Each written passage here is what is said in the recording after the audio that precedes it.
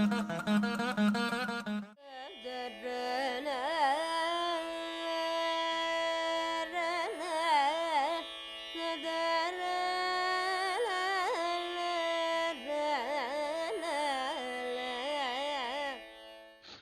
right.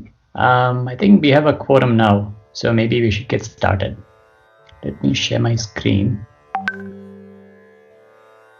Share screen.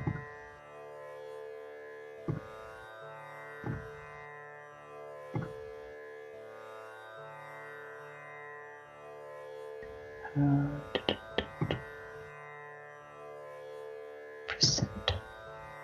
Can you all see my screen? Can you all see the presentation? Yes, see the presentation. Okay. So you see like Goddess Meenakshi, right? Yeah. Okay, sounds good. In that case, let's get started. Om Shuklam Baradaram Vishnum Sashivarnam Chaturbhujam Prasannavadanam Dhyayet Sarvavighnopashantaye. Gurur Brahma Gurur Vishnu Gurur Devo Maheshwaraha Guru Sakshat Param Brahma Tasmai Shri Gurave Namaha. Gurave Sarvalokanam Vishaje Bhavaroginam Nidhiye Sarvavidyanam Shri Dakshinamurtaye Namaha. Vagarta Vivasamprakto Vagarta Pratipattaye Jagdah Pitaro Vande Parvati Parameshwaro. Jagdah Pitaro Vande Parvati Parameshwaro.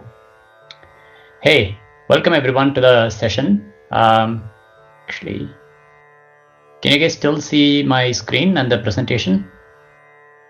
Yeah, we can see it. Okay, sounds good. Welcome everyone. I think we have someone new here. We have Chandra Srinivasan. Welcome. Thank you for joining us. So the session that we're going to take up is this Kriti of Dikshitar is very, very, very close to my heart for multiple reasons.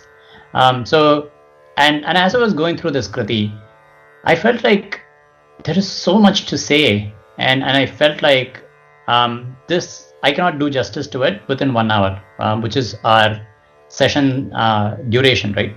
So what I've done is today's session is going to be an introduction to what is about to come for the sessions. In fact, the way I wanted to split it is split it into 3 sections or 3 sessions, where in the first session we could look at Pallavi, the second we could look at the Anupallavi, and the third we could look at the Charanam. But I think even for the Pallavi, I don't think we're going to get through all of Pallavi today because there is a lot of setting up to do. So today's session will be principally based on will principally be setting it up for the next sessions. So if you were expecting to see all of the Kriti today, I'm sorry to disappoint, but I promise to follow it up with multiple sessions. Okay. So with that introduction and without much further ado, let's get started. Okay. So today so as you all can see, the deity here, the deity of this Kriti is Meenakshi, Goddess Meenakshi, who resides in Madurai. As I've told before, we should look at each of Dikshitar's Kriti as a temple in itself. Dikshitar has literally built a temple in each one of his Kritis, and there is a presiding deity of that Kriti, and Dikshitar takes us through the sthalam or the place, and then he talks about what is the Viseshas or what is the significance of the place, and then he packs all of it into Dikshitar's Kritis are like a multivitamin, right? The Kritis are so small, like there's only a Pallavi and a Pallavi, and a lot of times there is like just one Charanam, right?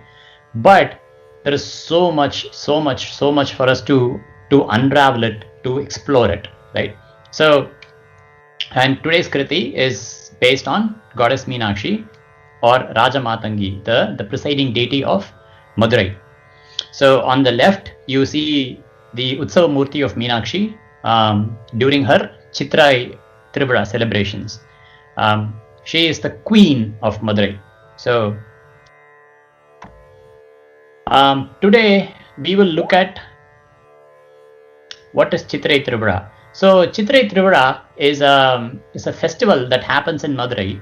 It it is a festival that I think happens over 10 days, and it ends in Meenakshi's Thirukkalyanam. So the festival is the celebration of goddess Meenakshi's wedding to Lord Sundareshwara, and it's one of the grandest festivals in South India, in probably all of India, and it's attended by close to maybe like 1 or 2 million people every year. And there is like huge celebration, like the entire city of Madurai gears up for this celebration. People like take time off, and then they come in, and then they start, like, everyone in Madurai feel like this is their own wedding, or it is a wedding of someone in their own house. So people actually take time off. They come and start volunteering at the temple, because it's a huge celebration, right? Like, imagine if you have to feed 1 million people, you have to arrange for the logistics for 1 million people, and you have to there's ton of work to be done. So people start taking part in cutting vegetables. People start taking part in setting up pandals, in setting up in doing the floral arrangements, and in setting up everything, like even for all the visitors who will be visiting from other places, and taking care of them. It's a mass event. It's the scale of that event is almost unparalleled, and it happens every year, and it's a wonder to see. And at the end of the day, at the end of the festival, Meenakshi's brother, who was Mahavishnu, he comes across the Vaigai on a golden horse. He's called as Kallaragar. He comes across the river Vaigai in a golden horse. But by the time he comes, the wedding is over, and then he's very upset, and then he turns back and then goes back to his place, which is, it's a spectacle. I really wish all of us will get a chance to see it at least once in our lifetimes. I haven't seen it myself so far. I've only seen it in pictures. I've only seen it in live telecasts and videos. But I would, if Meenakshi allows us, I would like to be present to that session. Okay, and thank you for that question. It almost made me go back and revel in that event of my past years. So coming back to the session, and feel free to interrupt me and ask me questions like you just did, so that I can provide answers to the extent that I can. Okay. So the Kriti is, the Kshetram is Madurai. Kshetram is the place. So the place of this Kriti is Madurai. We'll be seeing about Madurai a bit today. And the Murti is Meenakshi, or the deity is Meenakshi, and the Kirti, or what is special about Meenakshi.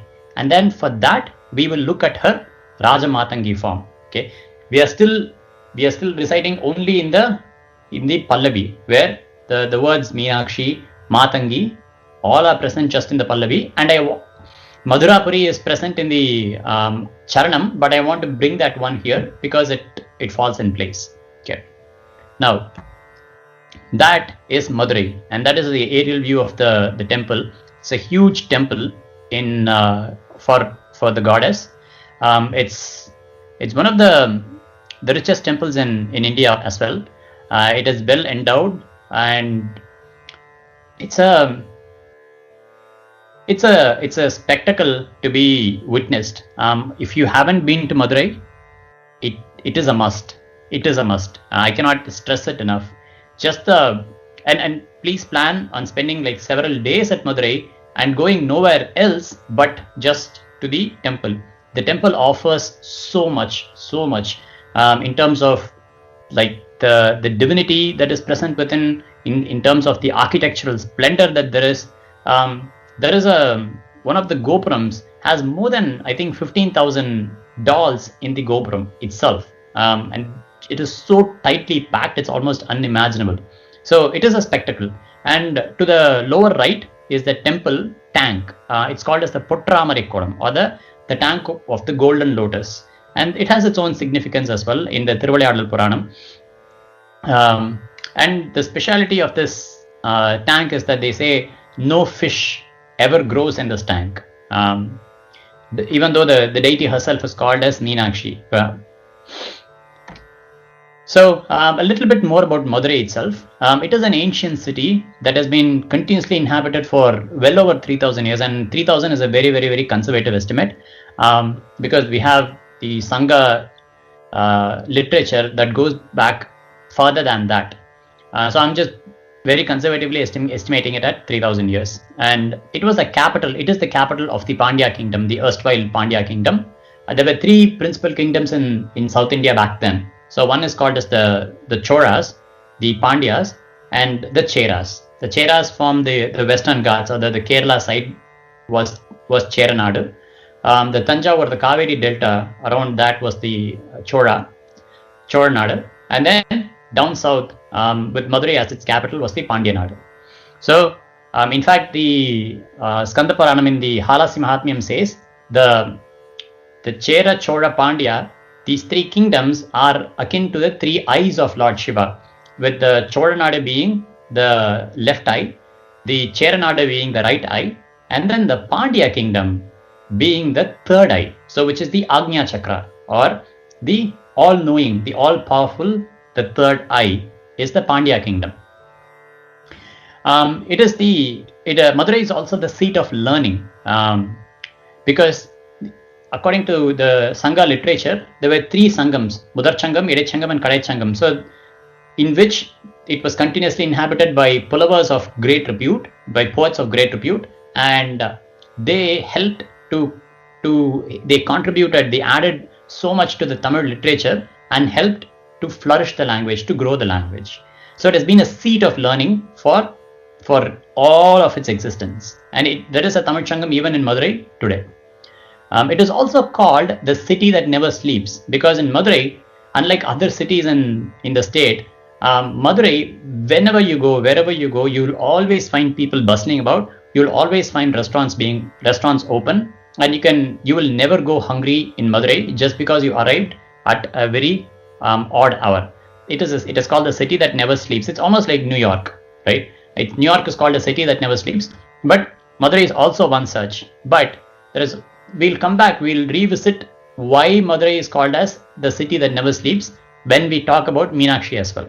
Okay, so that's in a nutshell about Madurai the Kshetram, or Madurai the city. Now let us talk a bit about Madurai the Kshetram.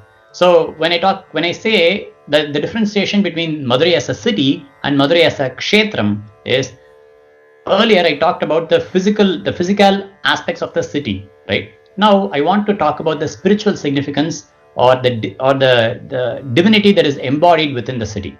So Madhurapuri as it's called, is the city of Madhu. Madhu means nectar. Nectar means, what is nectar here? Nectar here refers to the divine bliss, or the divine nectar. So there is nothing else that is more sweeter than our devotion to God. There is nothing that is more sweeter than God himself, right? For example, even in the Madhurashtakam, we say, what do we have? We have in MSMA's beautiful voice, Adharam Madhuram, Madhuradipatehe Akhilam Madhuram, right?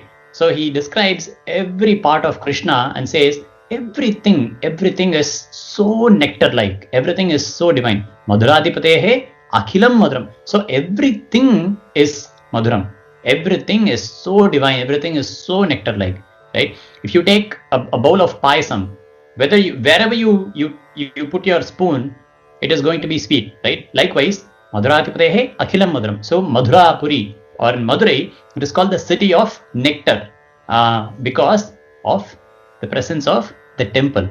So even Avayar says, Koililla Uril Kudirikka Vendam, which means, don't reside in a place, don't reside in a city that doesn't have a temple. That is what Avaya says. Because you can have all the infrastructure, you can have all the facilities, but what truly gives a soul to the city is the divinity that it contains. That is why it's extremely important to have a place of worship in every city. And likewise, it is extremely important to have a place of worship in every home. And it's extremely important to have a place of worship in our own hearts, because if we don't have a place of worship in our own heart, then even this body just becomes the infrastructure that becomes devoid of all the divinity that it is capable of, right? So we don't want that. We want both iha and para. We want all the saukyams, or all the bhogas that the physical world can offer to us. But these are all fleeting, right? So we want to hold on to something that is permanent, and that permanent sweetness is the madhu, or the divine nectar. Okay, so it is also the city where Lord Shiva, Madurai is also the city where Lord Shiva performed all his 64 leelas, or Thiruvilayadals. Have you guys seen this movie called Thiruvilayadal in Tamil? It was acted by Shivaji. There's a very famous Dharmi scene, Nakirar. It has all of these like really famous songs like Padam Niyappa, Jnana Padam Niyappa. That and it has the scintillating Gauri Manohari, which is Patum Nane Bhavamum Nane. Have you guys seen that movie? Yes, no? If you haven't, then I think you should. Okay. I think I suggested again that movie is classic for multiple reasons. The songs are great, the acting is great, the actors themselves are wonderful, the screenplay is great. So, and it doesn't represent all of the 64 leelas of Lord Shiva, but it takes a very select few and then represents those in that movie. So if you haven't seen it, I highly recommend it. Especially as musicians, you will have great value in listening to the songs. They are some of the evergreen classics in the Tamil movie industry. So it is a city where Lord Shiva performed his 64 leelas. In fact, a lot of Shiva Bhaktas, a lot of Nayanmars, they will be so afraid to step into the city of Madurai because they'll say, oh my God, what would I do? How can I put my feet inside the city? This is the city where Lord Shiva himself roamed the streets. Every street of Madurai has had Shiva's feet touching it, right? So how can I put my feet in it is what a lot of devotees have thought about earlier. Madurai is also, as a place of learning, as I mentioned earlier, it is also the city where all these 64 forms of art reached their fullest potential. They were in no other city did all the 64 forms of art were able to be articulated, for lack of a better word, to their fullest potential. So what were the 64 forms? Oh, there are a ton. I don't know all for all 64, but sure, I can give you some examples. For example, music, singing is one of the arts. Dance is another form of art. Painting is another form of art. Cooking is another form of art. To be able to integrate decoration is another form of art. Oppanai, or to be able to dress oneself up, is another form of, or makeup, right? Makeup is another form of art. The art of speech, to be able to speak in a very, very, very articulate. So if someone is speaking very well, what do we say? He's very articulate, right? Because his speech himself becomes an art. So the art of writing poetry, the art of writing prose, all of these are all of these are examples of art. And likewise, there are a whole slew of them. There are 64 arts, and every single one of these art forms reached their fullest potential, which means it had the best exponents of those art teaching this art form in the city at some point. So the city of Madurai, as a seat of learning, has all of these 64 arts developed to because that's when it becomes a seat of learning, right? Because if you want to learn any art form, then you come to Madurai, and then you're rest assured that you have the best teachers, you have the best environment to learn it, and you have the best support system to learn it, right? So despite all of this glory that the city has, there is one person who steals the show, who truly rules the roost, and that is that is goddess Meenakshi, right? You can almost forget everything else that I told you about Madurai, because Meenakshi is there. Even if you remember just Meenakshi, forget everything else, just Meenakshi. The moment you mention Madurai, the name that flashes in our mind is Meenakshi, right? Even though Lord Sundareshwara is also in the same temple as Meenakshi's consort, she totally overshadows him. She totally outshines Lord Sundareshwara, and then the city has become synonymous with Meenakshi, and because of Meenakshi, it is synonymous with being the seat of learning, and it is synonymous with the city that never sleeps, and we'll see why. Continuing with the spiritual aspect of Madurai, the city itself, the old city, not the new one, but the old city itself is in the form of Sri Chakra, with the temple at the very center and the shrine of Meenakshi at the very, very, very, very center. At the Bindusthana of Sri Chakra is where Meenakshi is. Even in Shankar Bhagavad-pada's Meenakshi Pancharatnam, we have Shri Vidyam Shivavama Bhaganalyam Hrinkara Mantrojvalam Shri Chakrankita Bindu Madhyavasatim. Right? Shri Chakra is the city of Madurai itself, and in that Sri Chakra, in the Bindusthana, at the very center of Sri Chakram, is where Meenakshi is. It's what Shankara Bhagavad-pada also says.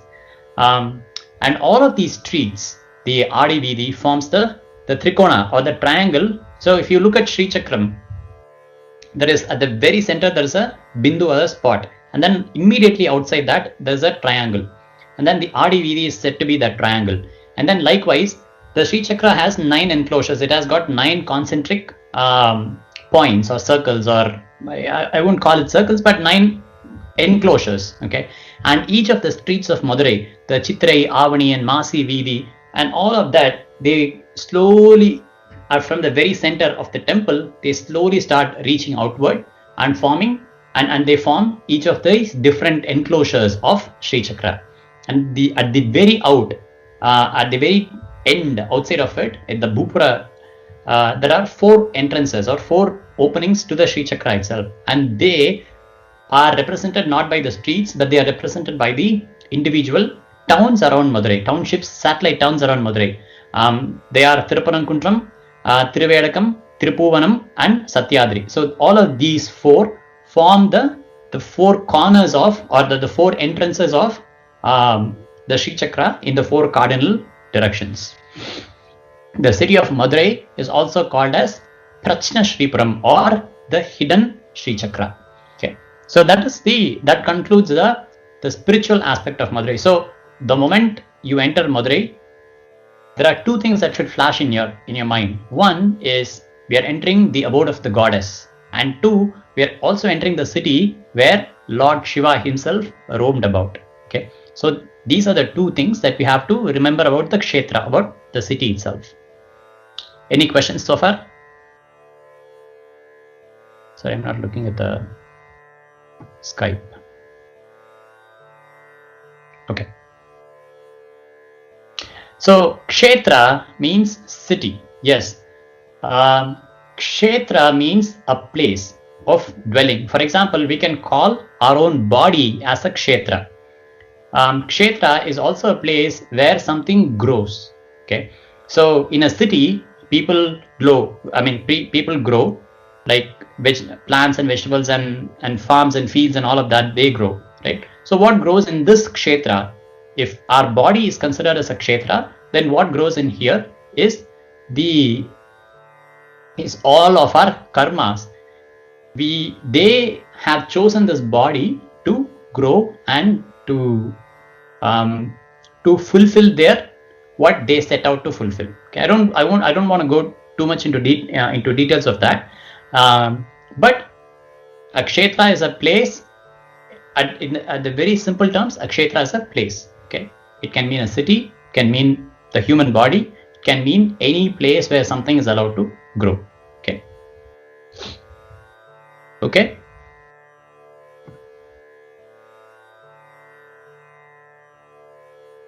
Okay, what is it now? All right, sounds good. Now let's come to the Murti. Okay, the Murti of this Kriti, of this place, is Meenakshi. Okay, Meenakshi. If you split the word in, you can split it into Meena plus Akshi. Okay, Meena means fish and Akshi means eyes. So Meenakshi means one whose eyes are long like a fish.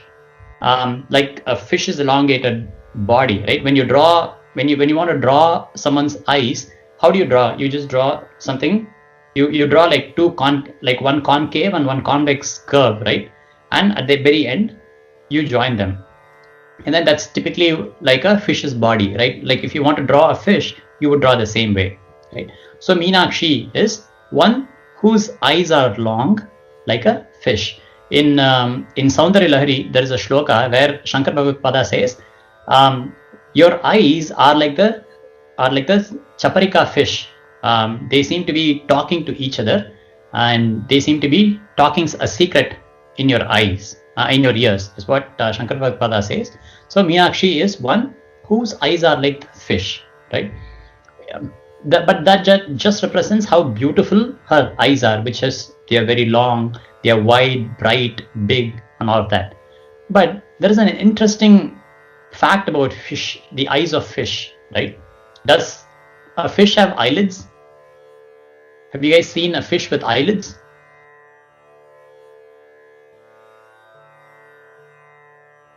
No. Yeah. So a fish doesn't have eyelids, which means they never close, right? Likewise, the goddess Meenakshi's eyes never close, which means, what does that translate to? It means she always has a watchful eye on us, which means she is always looking out for our safety. She's always looking out for our well-being, and she doesn't even want to blink her eyes for a second, because what if something bad happens in that 1 second, right? Like she doesn't even want to close her eyes even for a fraction. So she doesn't even blink her eyes. Of course, she being Meenakshi, this is all our understanding, right? The Lalita Sahasranama says, Unmesha Nimishotpanna Vipanna Bhuvanavalihi, right? So it means, what does that mean? It means when Ambal, when she blinks, she can recreate the entire, all the 14 universes with just a blink of an eye, right? In just a blink of an eye. So Meenakshi doesn't even want to blink, because she's like, these are my children and I have to take care of them, right? So that is how merciful she is. She is always watching out for us. Okay. And have you even if you look at a fish, right? Even if it might be sleeping, right? Its eyes never close, right? But to us, how do we say that someone is sleeping? We say someone is sleeping because when their eyes are closed. But when their eyes are open, we say that they are not sleeping, right? There are some people who sleep with their eyes open, but that's especially in classrooms. Those who attend high school, especially their history or other sessions, might be well aware of this fact. But with Meenakshi is one who never sleeps. And because Meenakshi never sleeps, the city never sleeps. So I said, when we talked about Madurai is called the city that never sleeps. Okay. So now let's take at that question. Let's look at that question a little deeper, right? Who is the one who never truly sleeps, right? Who is the one that makes sure that last night when you went to sleep, you went to sleep as Vibha, you went to sleep as Raghav, you went to sleep as I don't know the other person's name. Chandra Srinivasan. Okay. So we all went to sleep as these people, right? And then this morning when we woke up, we still were the same people, right? Nothing changed. Even though we had a deep sleep, we had no knowledge of the rest of the world. We had no idea whether or not, like, it was raining, whether what time of the day is. We had no idea of any of that. But the moment we woke up as our own selves, right? So who is maintaining that for us? There is someone within us who is maintaining that continuity, who is making sure that when we wake up as our own selves, right?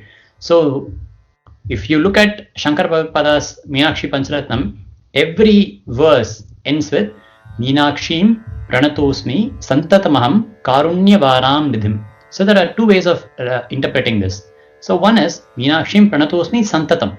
I always pray to Meenakshi. Santatam means eternally. I eternally pray to Meenakshi, who is Karunyavaram Nidhi, who is the ocean of kindness, right? But if we just take the Santatamaham portion of it, it means the Meenakshim Pranatosmi. I pray to Meenakshi, who is the Santatamaham, who resides inside me as my glowing, my luminescent, my brilliant, my bright, my Atman, which is my Aham or I, right? She is residing inside all of us as I, as the witness, as the one who is maintaining that continuity. So that is why she never sleeps, and that is why she always looks out for us. She is residing within us as our own self. Okay, so there are two ways of interpreting this, and that is why Meenakshi is the one who never sleeps, who doesn't blink her eyes, and who is always ever looking out for us as our Santatam Aham, as our eternal self. Now, let's look at a couple of shlokas, a couple of lines from a couple of shlokas, and to discuss a bit more about Meenakshi, right? I talked about the first one, which is Shri Vidyam Shivabama Bhaginaliyam Hrinkara Mantrojvalam Shri Chakrankita Bindu Madhya Nilayam, right? So Shri is the city is the form of Shri Chakra. Meenakshi is in the very center of it, in the Bindusthana, right? And Hrinkara Mantrojvalam, she is the one who is the deity or the goddess who is of the form of Hrim, is the Bijam of the Hrimkara is the Bijam of Meena of Ambal in general. In another shlokam, Shankara Bhagavada says, Shri Vidye Shivavama Bhaginalaye, right? The same lines as before. Shri Vidye Shiva Vama Bhaginalaye Shri Raja Rajachite. She who is prayed to by the King of Kings, the emperors, and everyone prays to her, right? Shri Nathadi Guru Swarupa Vibhave. That is an interesting term for us. Okay. Here Shankara Bhagavada says she is of the form of Guru, right? She is of the form of Srinathadi Guru Swarupa Vibhave. The term Srinathadi Guru, does it ring a bell? Do any of you know this term from anywhere else?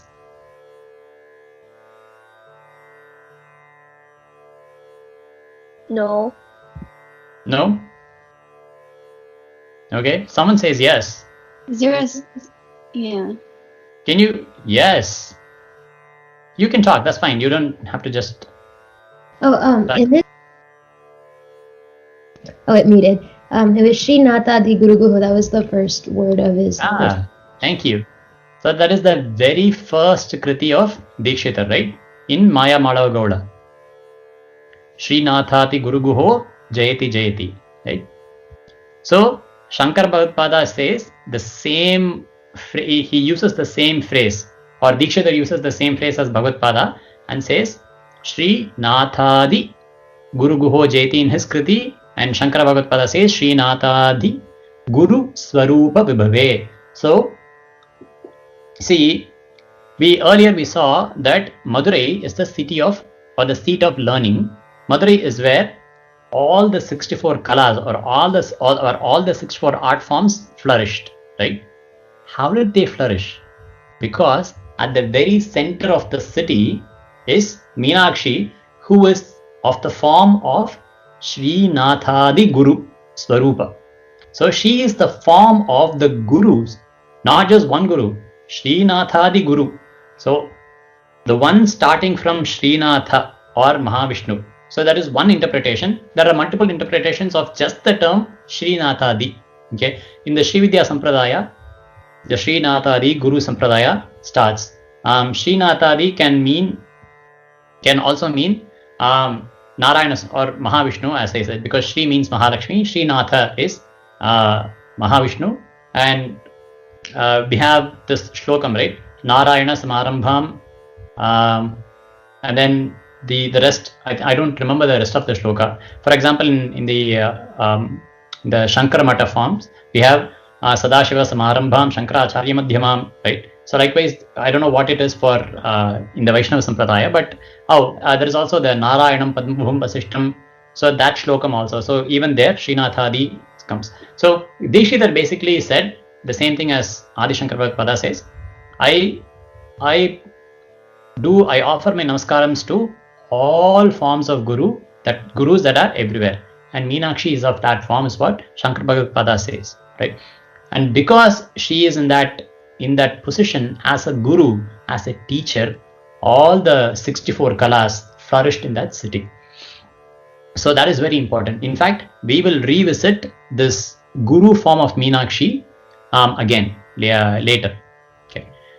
Sri Chandrasekhara Bharati Swami of Sringeri, who is right now we have the Sannidhanam in Sringeri is Vidushekara Bharati Swami. His guru is Sri Bharati Tirtha Swami. His guru is Sri Abhinava Vidyatirtha Swami, and Sri Abhinava Vidyatirtha Swami's guru is Sri Chandrasekhara Bharati Swami of Sringeri. So when he visited Madurai, he wrote a shlokam also on Goddess Meenakshi, right? In that, the very opening line of that shlokam, he says, Adraksham Bahu Bhagyato Guruvaraihi Sampujyamanam Buddha. He says, today I saw the Goddess Meenakshi. Okay, Bahu Bhagyato. To see Meenakshi is my Parama Bhagyam. Okay, is my providence, is my greatest providence to see Meenakshi Devi. And how did I achieve that? How did I get that providence? Guru Varehi Sampujyamanam Muda. Out of my guru's kripa. He says his guru, after Sri Chandrasekhara Bharati did the puja, his guru was pleased, and because of that guru kripa, today I saw Meenakshi, who is of the form of Srinathadi Guru Swarupa Vibhave, right? She is the guru of all gurus. So today that Meenakshi I saw because of my guru's grace, of my guru's kripa. So again, in this slide, the import of the slide that I want to drive home is, for any art form, for anything to flourish, for you to be better, it is extremely important. There is no other requirement than having the Guru Bhakti, than being respectful towards your teacher. Okay, if every art form can be thought of as a treasure chest, right? What is the key that opens the treasure chest for you is your Guru Bhakti, right? Once after that, then you can, there is a whole 9 yards that you have to walk, which is you have to practice, you have to do. But all of that will come easy if you have Guru Bhakti, if you trust your Guru's words. Sri Shankara Bhagavad says, Shastrasya Guror Vakyasya Shraddha. Avadhanam Shraddha. I don't remember the shlokam exactly. Shastrasya Gurur Vakyasya something is Shraddha. So he says, what is Shraddha is having complete faith in the Shastra and in one's Guru's words. Okay, so respect the art form, respect your teacher's words, and then you will have complete Shraddha. So Meenakshi Devi represents that Gurumurthy Swarupam, and that, as we all saw. So when we talk about a deity, we cannot complete it without talking about all the, or at least a few of the bhaktas. Okay, as we already saw, Adi Shankara Bhagavad is one of the greatest devotees of goddess Meenakshi. How many of you have heard of Sri Kumaragurupara Swami? Anyone? Okay.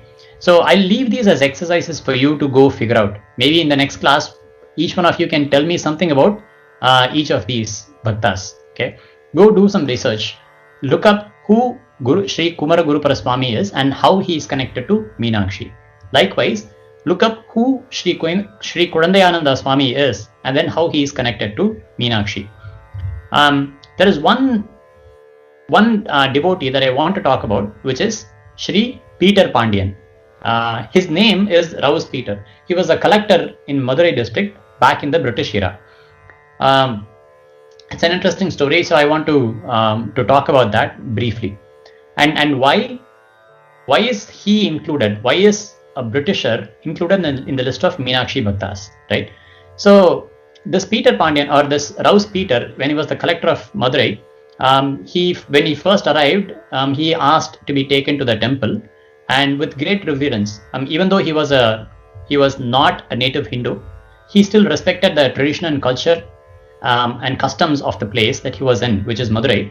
And then he took off his shoes, he went inside the temple, he had a darshan of Meenakshi, he came out, and then ever since, every time he would go around the city or around the temple, he would always stop, and just outside the temple, he would offer his prayers to goddess Meenakshi, and then he would go about.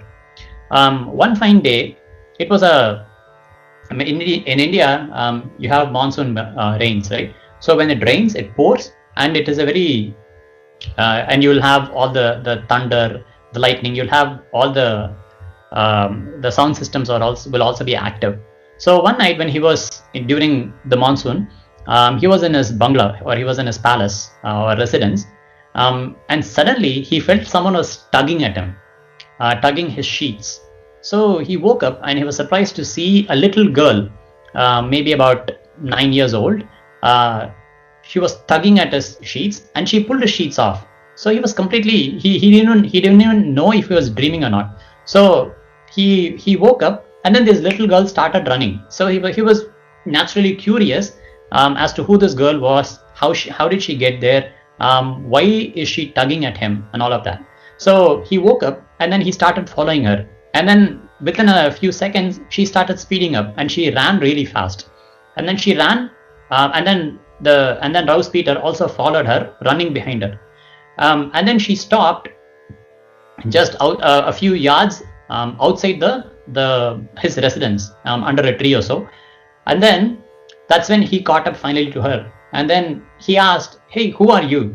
And why did you wake me up from sleep? And why are you running? Like, I need answers to all of this." The only answer that she gave was she smiled at him, and then she just disappeared into the darkness of the night, right? And that's when, actually before she disappeared, she pointed to his residence, and just when she pointed to the residence, his residence just collapsed completely. So that's when he realized that the little girl was goddess Meenakshi herself, who had come in the form of a little child to save him from this imminent death.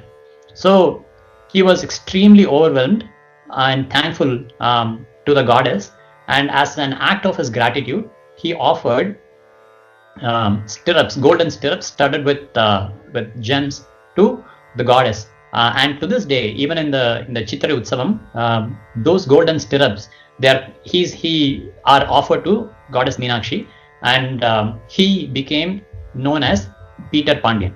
So such is the karunyam, or the karuna, or the grace of Meenakshi towards a bhakta who did not do like elaborate pujas, who was not part of the sampradaya, but he was very sincere with his devotion. He was very sincere. Maybe he looked at Meenakshi as, maybe as Lord Jesus. Maybe he looked at Meenakshi as his own Ishta Devata. We don't know, right? But it doesn't matter. The Ambal, or goddess, will always, in whatever form we worship her, Akashat patitam toyam yatha gacchati sagaram sarvadeva namaskaraha keshavam prati gacchati. Like all the rivers of the ocean of the world flow into the ocean. It doesn't matter which deity you offer your devotion to. It all, as long as it is sincere, and as long as it is in tradition with what your guru has said, then that's all matters. The Guru Kripa, it will flow towards you. That's a given. That is the guarantee that our Shastras have given us. Our Rishis have told us time and again. And that is what Peter Pandian or Sri Raus Peter also experienced in his lifetime. So I wanted to do a little deviation and talk about Meenakshi Bhaktas. And then you also have Muthuswami Dikshitar. Sri Muthuswami Dikshitar, I don't know if you guys know, but one of the reasons why this Kriti is so dear to my heart is because this is the very last Kriti that Dikshitar was listening to when he left his mortal world. There is in the Anupallavi, there is a line that says, Meena Lochani, Pasha Mochani. When that line came, Dikshitar instructed his students to keep singing, to keep repeating just that one line, just Meena Lochani, Pasha Mochani, over and over and over and over again. And as they did that, he left his body. So Sri Muthuswami Dikshitar is one of the prime, he is a prime Ambal devotee. And Sri Shyama Shastri also. Sri Shyama Shastri wrote the Meenakshi Navaratna Malika, right? 9 set songs on Goddess Meenakshi.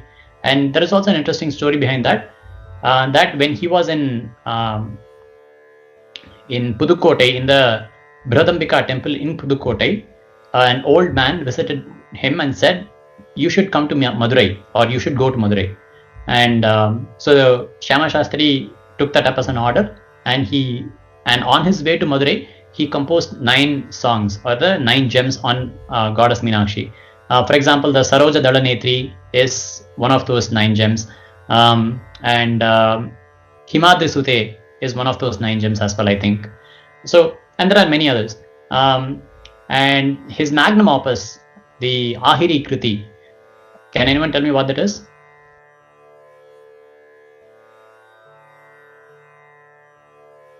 Does anyone know what the Ahiri Kriti of Shyama Shastri is? It's Mayamma Inine. Yeah, thank you. Yes, it's Mayamma. So when he sang Mayamma in the shrine of Meenakshi at Madurai, the Devi did an Avirbhavam, or the Devi descended onto the chief priest, and she said, here is my prime devotee. Okay, so offer him all the respects that you would offer to a king, right? And Shyama Shastri was conferred all of the respects by the temple on Meenakshi's bidding, and that's why Sri Shyama Shastri is also, even though his principal deity is Kamakshi, here Meenakshi says he is my devotee, because whether it's Kamakshi or Meenakshi or Visalakshi or Annapurna or Akhilandeshwari, or doesn't matter, right? Whether it's Kali, Durga, or whatever, they're all the same, right? So here's that, and then Indra Mahanubavu, there are so many more devotees of Goddess Meenakshi, right? So I just wanted to talk a bit briefly about that. Now we completed the Kshetram, which is Madurai, and then we talked about Meenakshi, who is the Murti. Now it's time to talk about the Kirti, or the it's almost impossible to talk about the Kirti, because she is Manovachama Gochara. She is one who is beyond words, and who is beyond the grasp of words, who is beyond the grasp of the mind, right? So we will attempt very briefly to talk about her greatness. Okay, Sri Dikshitar says, Meenakshi me mudam dehi me chakangi Rajamatangi. He uses this word called Rajamatangi. So let's delve a bit into Rajamatangi. Okay. Now here is a shlokam. Says, Sarigama Padha Niratam Tam Veena Sankranta Kanta Hastam Tam Shantam Mridula Swantam Kucha Bharatantam Namami Shivakantam. So this is one of the verses in Shyamala Navaratna Malika by Sri Kalidasa, the great poet, one of the greatest poets India has ever produced. Right? I'm not going to talk much about this shlokam now because there is a wonderful exposition on this shlokam by none other than Sri Kanchi Mahapariva himself. For 25 minutes he has talked about this shlokam, and I don't think anyone can outdo that. So I highly recommend you all to go to look it up and to listen to that. But Meenakshi as Rajamatangi. Rajamatangi is the same as Shyamala, or the Shyama means the dark one. So she who is dark colored is what Shyamala is, and Rajamatangi is also the same. Now, who is Rajamatangi and what does she rule over? Like, see, when we look at light, right? When we put a prism in between, it splits into 7 colors, right? And then we call each one as, violet, indigo, blue, green, yellow, orange, and red, right? So likewise, when you take Ambal as Parabrahma Swarupini, right? She is Brahma Vidya Swarupini.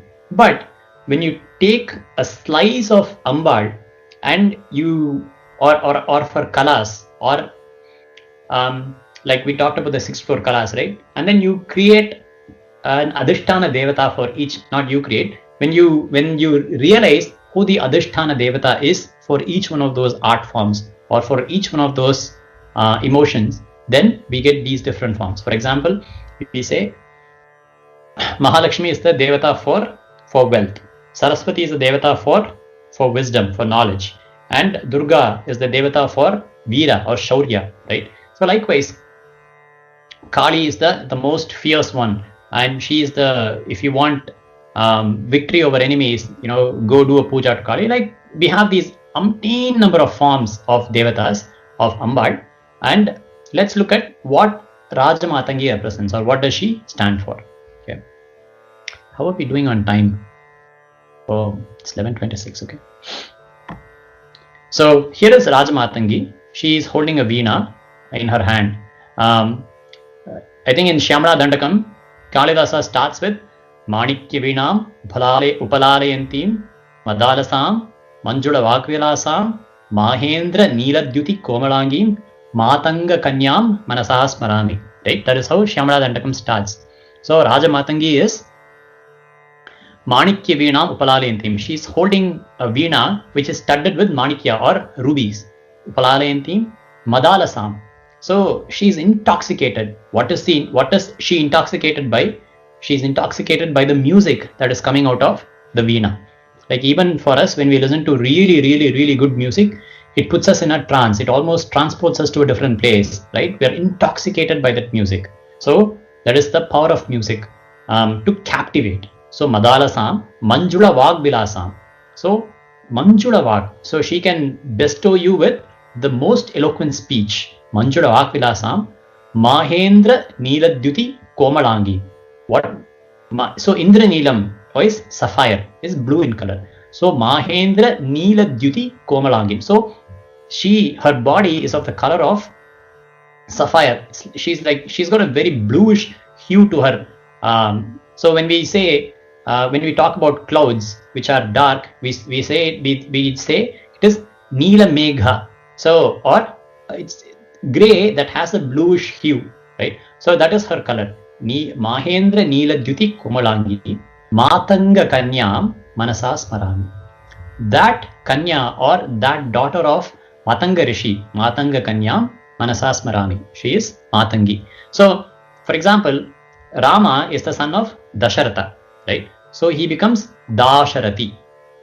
Likewise, people who worship Vishnu are called Vaishnavas.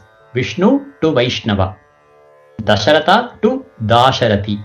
Likewise, people who worship Shiva are called as Shaiva. Shiva to Shaiva. Likewise, Matanga Rishi's daughter is Matangi. Okay, so she is Raja Matangi. She is the daughter of Matanga Rishi. Now, what does she represent? What does Raja Matangi represent? Right?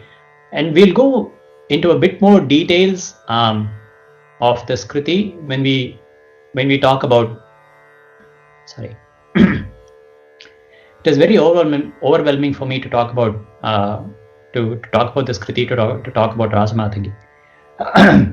So what does Rajamatangi represent? We'll go into details when we discuss the Kriti.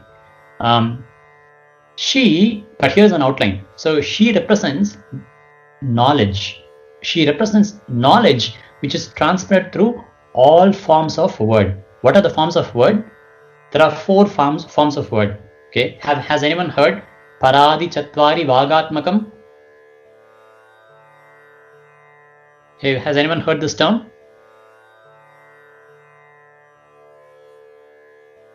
Yes. Where? Yeah, you're absolutely right. In Vatapi Ganapatim, right? So Paradi Chatvari Vag Atmakam. So Dikshitar says Vinayaka Swami Ganapati is the representation of the Para Adi Chatvari, the 4 forms of word that start with Para, which is Para, Pashyanti, Madhyama and Vaikhari. Okay. Yeah, you're absolutely right. It is from Vatapi Ganapatim. In fact, I even have highlighted here on the slide. So these are the 4 forms of word, right? Like when you think about it, right now I'm speaking, right? This is the word that you hear. So that word is called as Vaikhari. Okay. So that emanates from the throat. It's called as Vaikhari. But before I speak that word, right, what are the different thought processes that there are, right? I'm framing this in my head, right? And how do I know these different forms, right? So there are 4 different phrases or 4 different stages of spoken word, with the first of which is called as Para. Para is the subtlest form. Okay. Para is synonymous with our inner self as Meenakshi, right? So she is Parash. Like for example, we always hear this term Parashakti, right? Or Paravidya. She is Brahma Vidya. She is almost our life. You can equate her to our life, because without that, none of this is going to come out, right? As long as I'm alive, I can talk.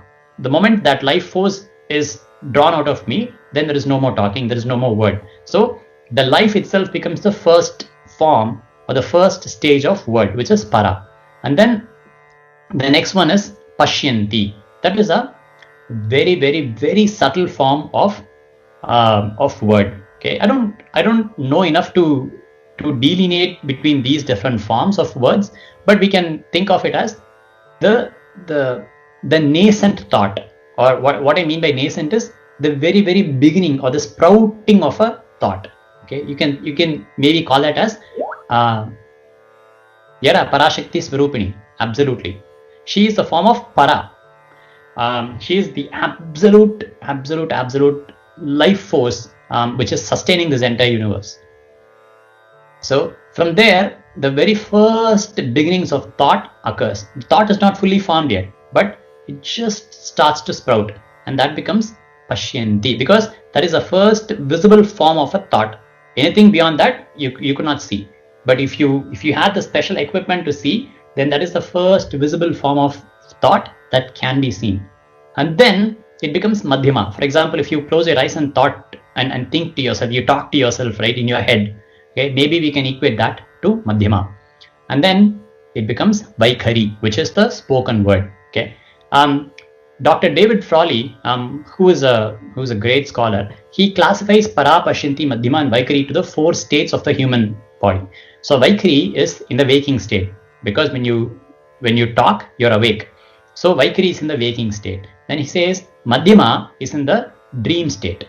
Okay, when you have dreams and then there are conversations going on in your head, in your dreams, that becomes the Madhyama stage. Then he says Pashyanti is in your deep sleep. He says even in your deep sleep, there are conversations going on which you may not be aware of, but there is a conversation going on in your subconscious, right? And that is Madhyama. And then he says Para is the absolute stillness. There is, you could almost say it's the sound of silence. And that Para state can be achieved, can be heard only in Samadhi state, which is the 4th state or the Turiya state. So these are the different forms of word, and Rajamatangi represents this knowledge which is transmitted through all forms of the word. Para, Pashyanti, Madhyama and Vaikari. Okay. Moving on, Mata. So Matangi, the root word for that, it comes from Mata, right? So Matanga Muni, right? So Matangi, Mata means thought or opinion. She is the goddess who's in our head, who's in our mind, and who is the power behind all of our thoughts, right? And she is the goddess of outward articulation. So whatever is in my head, I need to be able to articulate it well so it reaches my audience, right? Without her grace, that can never happen. So they say, if you are into public speaking, if you want to get into a position of influence where you want to influence others with your speech, then you absolutely need Rajamatangi's grace. And she is the Nada or the vibratory force. So Nadam should not be taken as just the sound, right? It's the spandanam or the vibration of life force. She's a life force, right? Shankar Bhagavapada says, Nada Brahmamayim Parat Parataram, right? So she is the very, very, very form of Nada Brahman. So she is non-different from Parabrahman but in the Nada form, right? She represents that. So Rajamatangi represents that Nadam.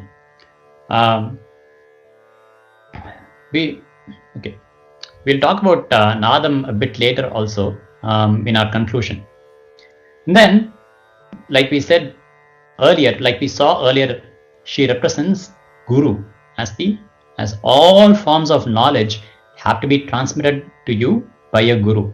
Even if you think you are self-learned, right?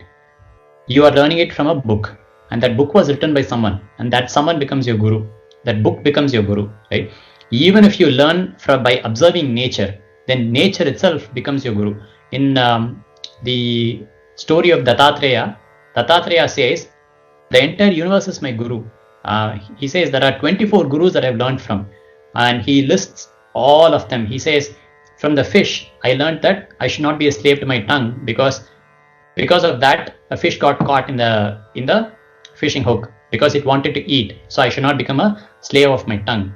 And like a python, what does a python do? It doesn't go actively and hunt, right? It stays in one place, and whatever comes its way, it grabs onto it and eats. So he says, like a python, I should not go actively looking for my food, but I should stay in a place and I should be content with whatever I get, whenever I get. So like that, there are 24 gurus that Dattatreya Swami talks about. So even if we believe that we are self-taught, there is someone who's always teaching it to us, and that someone is Rajamatangi.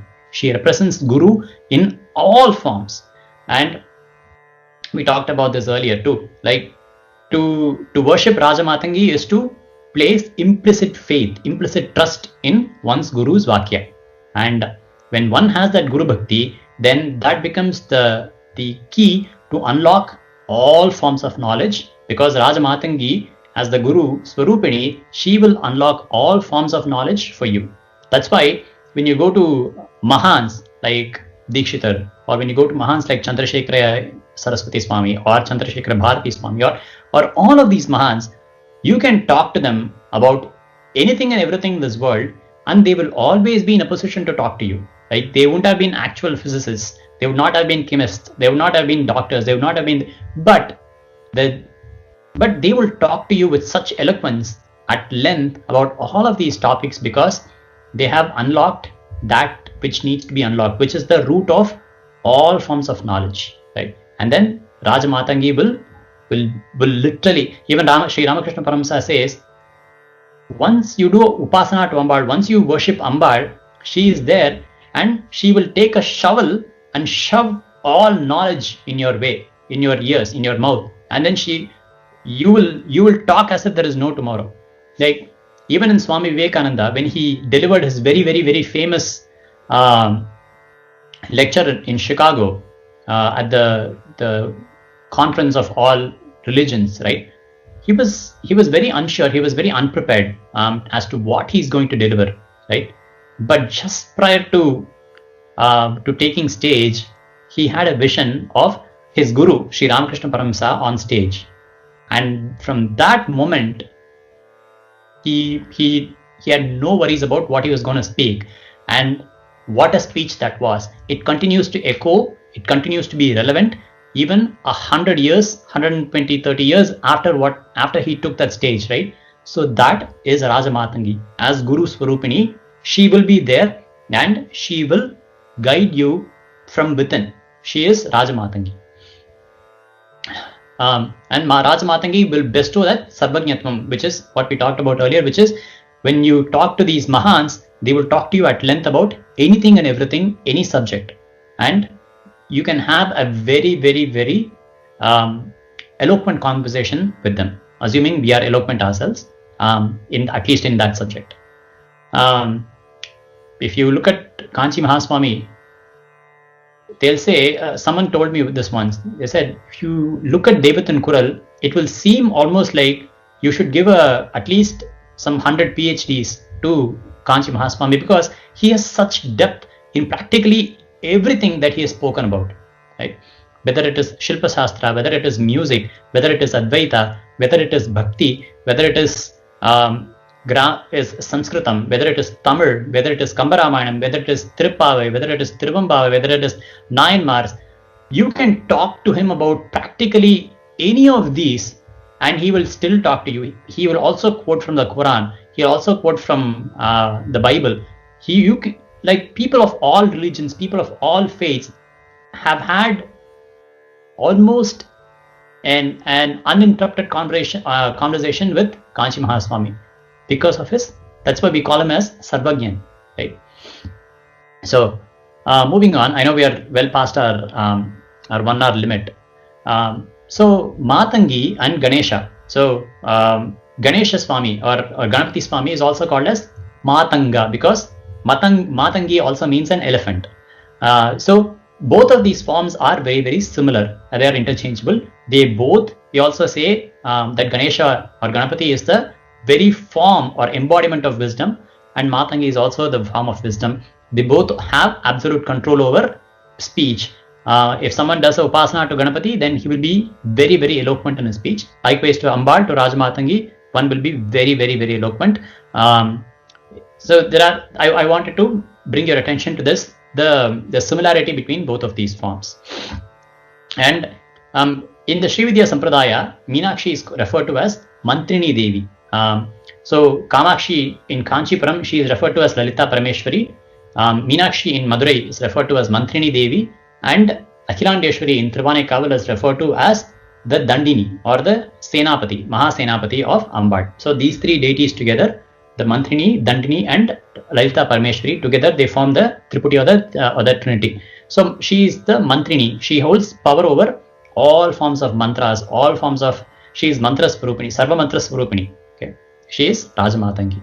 And her residence, where does she reside? She resides naturally in the throat chakra or the Vishuddhi chakra. So there are 6 chakras. I won't go into detail, but there are 6 chakras starting at the base, which is the Mooladhara, and going all the way to the top, which is Sahasrara. There is Mooladhara. There is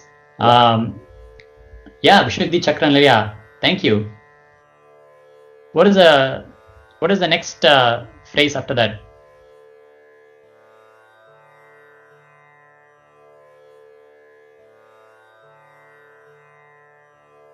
Vishuddhi chakra and Laya. Thank you. Thank you, Suraj. Thank you, Raghav.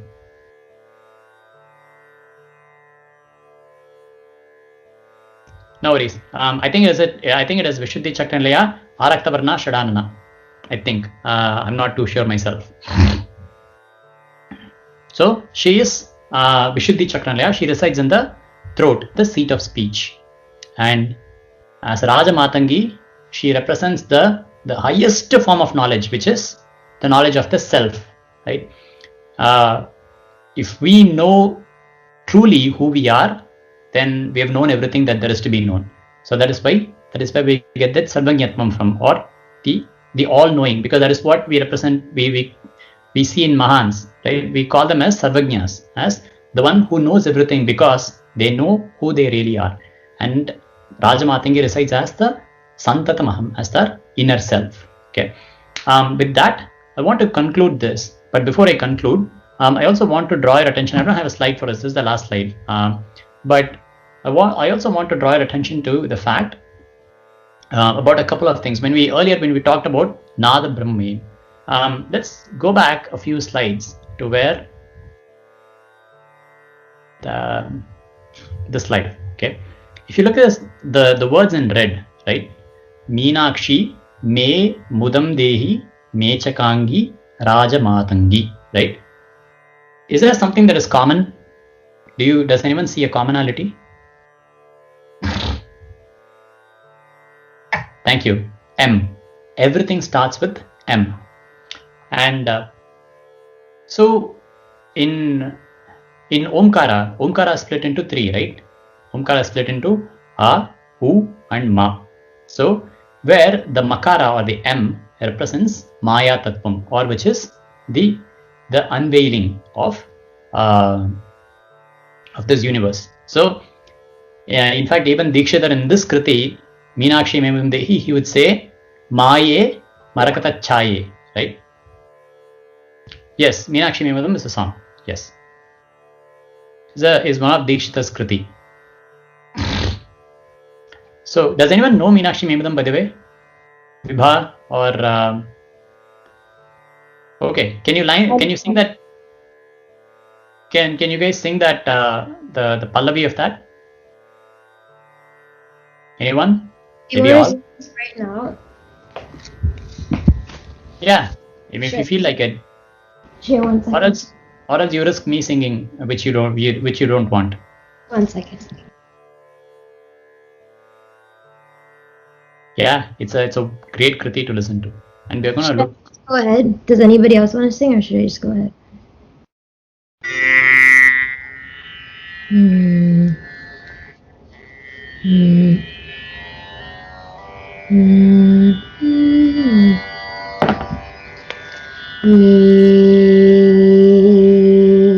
Nakshi me mudam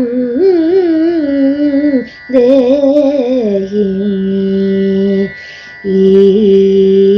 nakshi me mudam dehi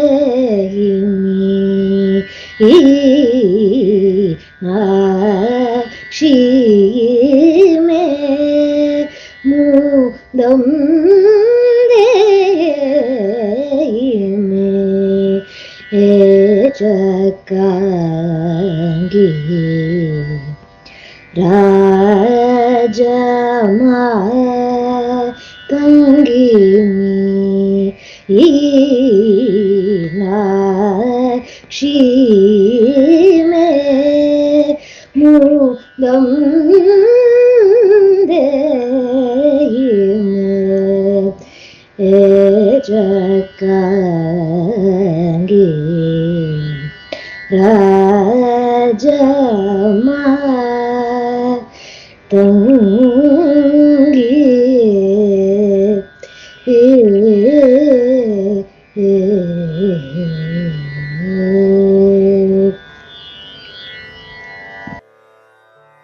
Thank you.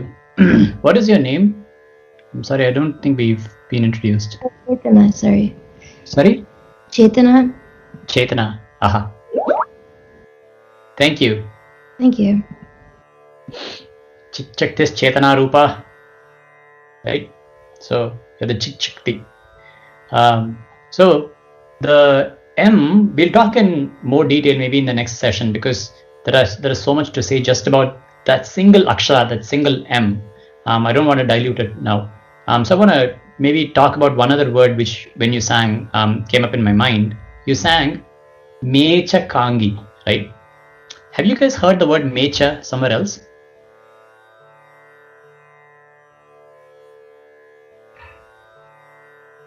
Mecha something? Yeah, check this Chetana Rupa is from Lalita Sahasranam. Absolutely.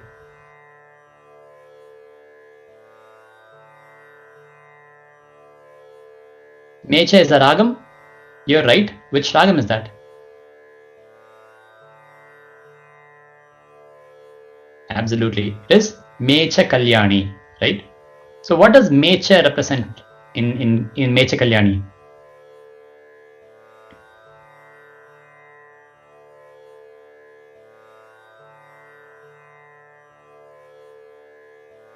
Or Dhira Shankarabharanam. What does Dhira represent in Shankarabharanam? Or what does Mecha represent in Mecha Kalyani? Yeah, there is a Geetam called Kamalajadala in Kalyani. But what does Mecha represent? So what it represents is, it represents that Kalyani is the 65th Melakarta Raga, right? Because Mecha, Ma, there's a numbering system called Kadpiyati Sankhya, in which each alphabet. Yeah.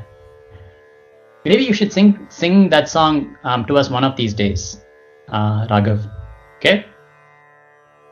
So coming back to Mecha, Mecha represents, thank you, represents the number, Na represents 5 and Cha represents 6. So Mecha Kalyani. So it is technically 5, 6, so 56. But according to the rules, you have to reverse it. So it becomes 65. So Mecha Kalyani means Kalyani is the 65th Raga, Melakarta Raga, right? Am I correct? Is Kalyani the 65th Melakarta Raga? Yeah, thank you. So now here Dikshitar has said Mecha Kangi. Okay. In fact, even in Shyamala Navratna Malika, there is the same word appears, Mecha Kangi. In the next session, we'll draw a parallel between Shyamala Navratna Malika and the Pallavi of Meenakshi Memadam. We know we are running out of time. But Mecha represents the number, or Ma and Cha represent the number 56. Okay. Now, earlier we talked about Rajamatangi representing all forms of knowledge that are expressed through all forms of word, right? How are words expressed? Words are formed by the individual syllables or aksharas, right? And does anyone know how many aksharas there are in Sanskritam?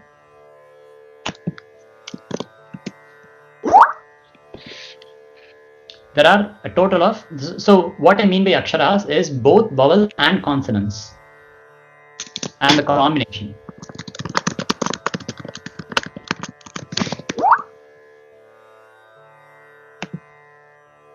So there are a total of 51 aksharas. Okay, so we already have 51. Now, Yeah.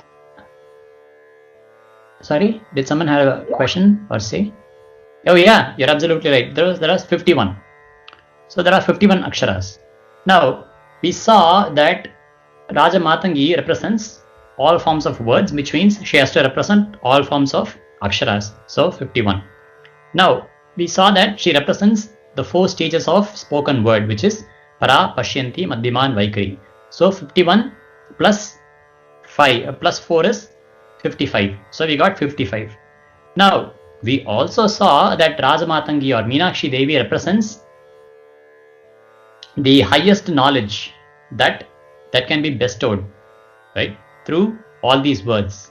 What is that single highest knowledge? That is Brahma Vidya, right? So if you add that 1, you get 51 plus 4, 55 plus 1, 56. So in Mecha Kangi, the literal meaning of that word Mecha Kangi means she who is bluish hued, or who is bluish in color, right? But if you look at it through the lens of Rajamatangi, then she becomes, and of course Dikshitar clearly gives the lens in the next word. He says Mecha Kangi, Rajamatangi, right? So who is Rajamatangi? She is Mecha Kangi. Who is Mecha Kangi? She is Meenakshi. And what does Mecha Kangi here mean? She represents the embodiment of all of these 51 aksharas, the 4 forms of spoken word, and the life or the Chetana, or that Chaitanya's Shakti, which powers all of these together, the 56. So she wears all of this as on her own self, right, as Mecha Kangi and Rajamatangi. Okay, so with that I want to bring our session to a close. I know I'm already 22 minutes over time. Sorry about that. But does anyone have any questions, any clarifications that I can help answer to the best of my knowledge?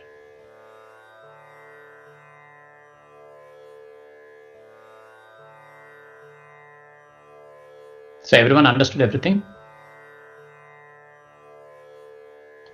In that case, let's do a pop quiz. Are you saying thank you? Yes, we can have a pop quiz. Oh yes, absolutely, Raghav. Please. 1 second, I'm gonna turn on the Shuddhi. Sure. Good night and... Oh, Sorry, did someone else say something else?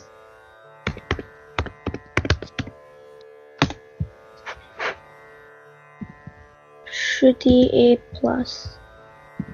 Sorry, Shruti.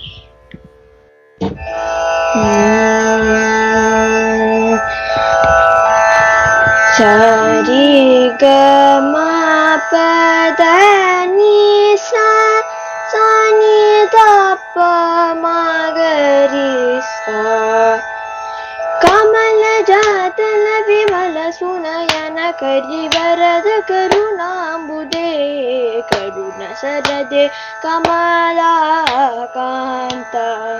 केशि Narakasura विभेदन वरद well सुर पुरोत्तम करुण सरदे कमलाकान्त कमल जातल विमल सुनयन कमल जादल विमल सुनयन करि वरद करुणाम्बुदे करुण सरदे Kamalakant.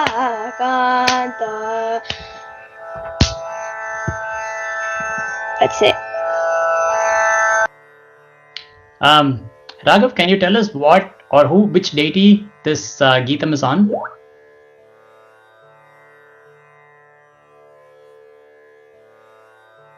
I don't know that, but I think it's Muthuswami Dikshidhar.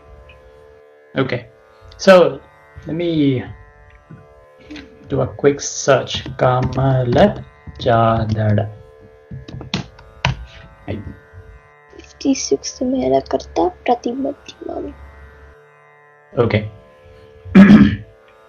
So this Geetam that you sang is very, very, very appropriate. Okay, so he says Kamala Jadada. So first of all, it's on Mahavishnu. Okay, so it is appropriate because when we talk about Mahavishnu, remember when we talked about the Chitra festival, I said Mahavishnu, who is the elder brother of Meenakshi, will come for her wedding, right? At the end, he will come and then he will return. So at the end of Meenakshi, talking about Meenakshi and Rajamatangi, you sang Kamala Jadala, which means Mahavishnu has come, right? Hopefully he will not go back disappointed because of the wonderful rendition that you did. But it is very appropriate because Mahavishnu came to Meenakshi's session. Okay, one. Next, the first line says Kamala Jadala Vimala Sunayana Karivarada, right? So Sunayana, Nayana means the one who has beautiful eyes. And Meenakshi is all about eyes. That's the first thing that we started with, her eyes, right? So Meenakshi is Sunayana or Meena Nayana or Meena Lochani, right? And then Kari Varada. At the end we said Meenakshi, Kari means elephant. At the end of Rajamatangi's, when we talked about Rajamatangi, we said Rajamatangi and Ganapati, because Matanga means Kari or elephant.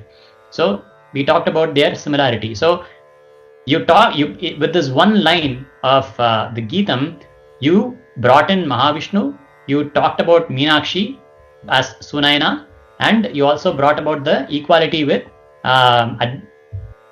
Lord Ganapati at the tail end. So in one line, you summed it all up beautifully.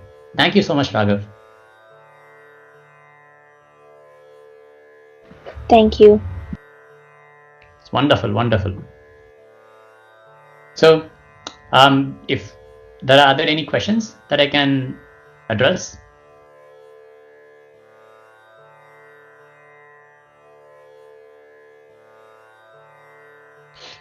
Okay, if there is none, then we'll see you in the next session of Meenakshi Memadam Dehi, where we'll continue with the Pallavi, and hopefully we will also look into Anupallavi and Charanam as well. Okay. Thank you everyone for attending, and thank you for coming, and thank you for your time. Shive Pahi.